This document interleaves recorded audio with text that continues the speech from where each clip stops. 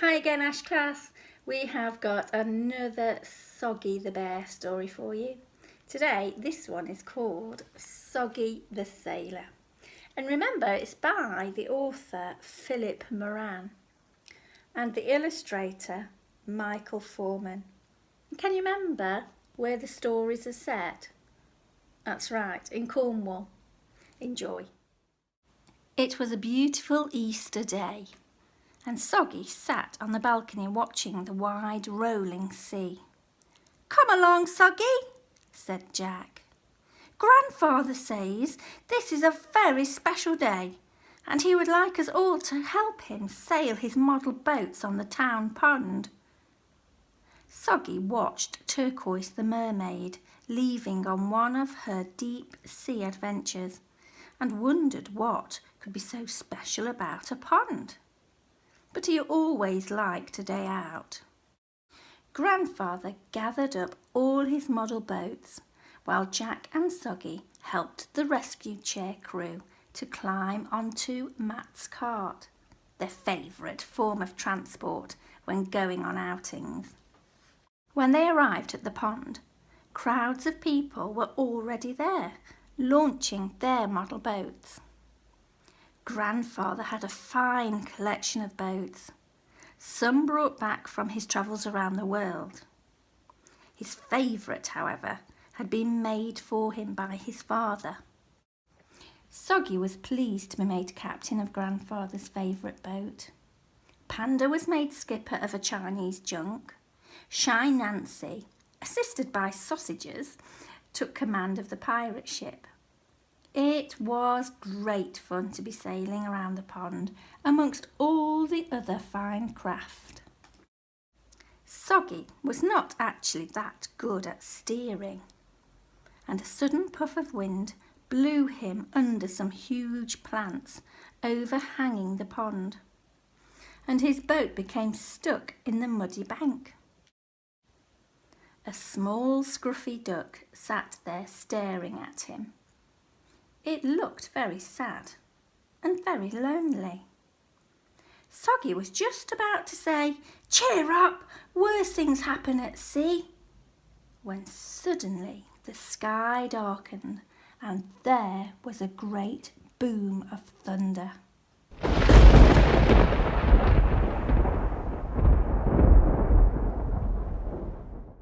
Then there was a noise like 100 drummers drumming, as torrential rain poured onto the leaves above their heads. The frightened little duck leapt into Soggy's arms. Most of the people pulled their boats out of the pond and hurried to get home out of the storm. Grandfather sheltered under the tarpaulin on the cart.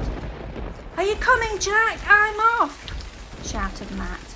"I don't want my old horse catching his death of cold."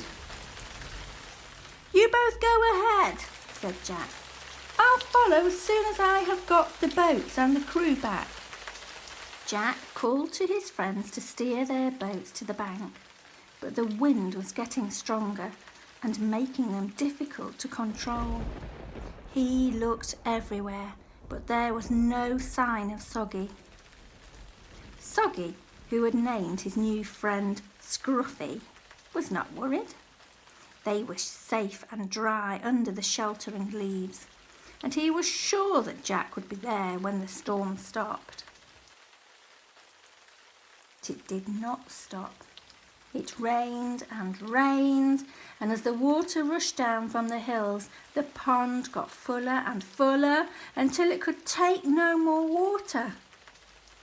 Soggy and Scruffy the duck clung onto the boat as the swirling water freed them from the bank and swept them across the pond to where it was beginning to overflow into a river.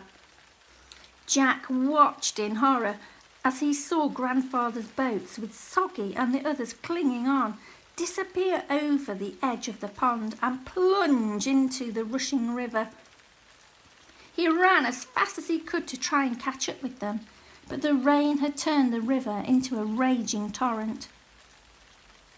On board the lugger, Soggy was doing his best to keep them in the middle of the channel, and Scruffy, acting as lookout, tried to guide them safely amongst all the fallen branches and debris of the storm. The river was getting deeper and wilder by the minute. They rushed on under little stone bridges, past the old pottery and downhill towards the town. Jack knew that the river disappeared underground when it neared the town and flowed through a dark tunnel to the sea. I must catch them before they go underground, thought Jack as he ran along the bank of the river, or they will never be seen again. Suddenly, ahead of them, Soggy saw the dark opening to the underground tunnel.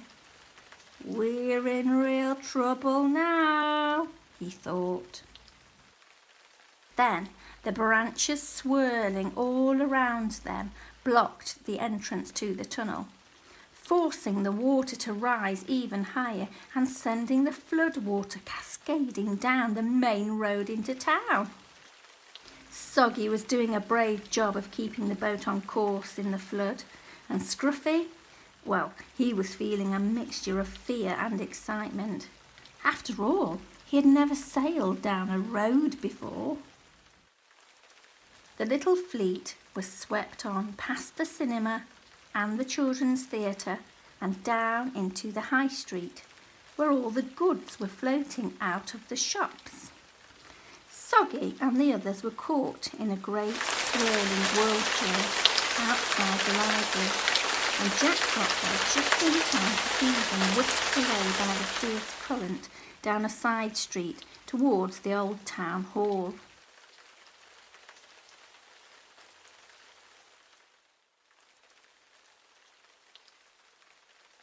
Jack took a shortcut to Grandfather's house and found him in the doorway, looking anxiously up and down the street at the rivers of water flowing past. Grandfather, Grandfather, there's been a disaster, and Soggy and your boats have been swept away past the town hall. Well, said Grandfather, flood water around here always runs down to the sea, and this house is the lowest part of town, so there's a chance they may come this way. I'll get my net. Keep a sharp lookout, Jack. Then they heard the roar of the water getting louder and louder. Soggy and Scruffy were the first to appear around the corner, surfing on a rolling wave. Quick, Grandfather, quick! Here they come! But they were too late. Soggy and Scruffy swept past and around the corner before Grandfather could get his net ready. The other boats, which were following Soggy and Scruffy, came racing along, and now Grandfather was ready with the net. Abandon ship! Yelled Grandfather. Abandon ship!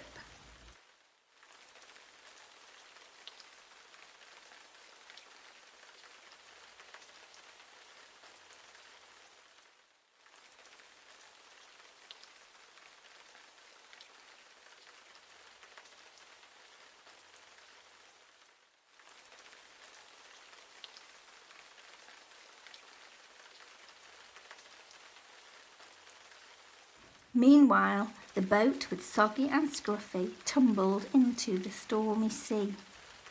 Soggy and Scruffy hung on while the boat was tossed about by the mountainous waves and driven further and further from land. The wind was now gale force, and Soggy struggled to lower the sail to take pressure off the mast. His paws were frozen and the ropes were slippery. Suddenly the mast snapped and sail and rigging crashed down onto the boat.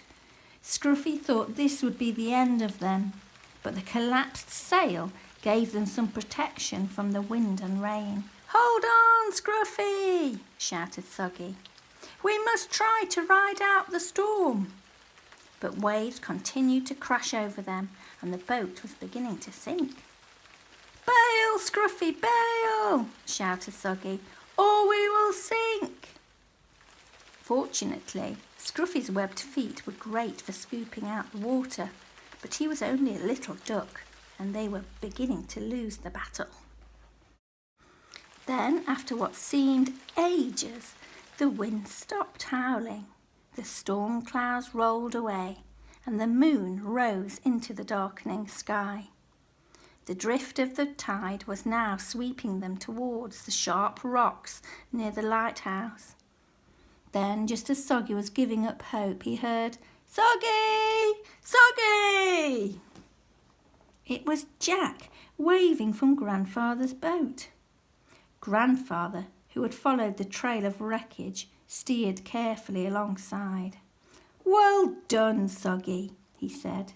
"You have saved my favourite old boat. And now let's get you home."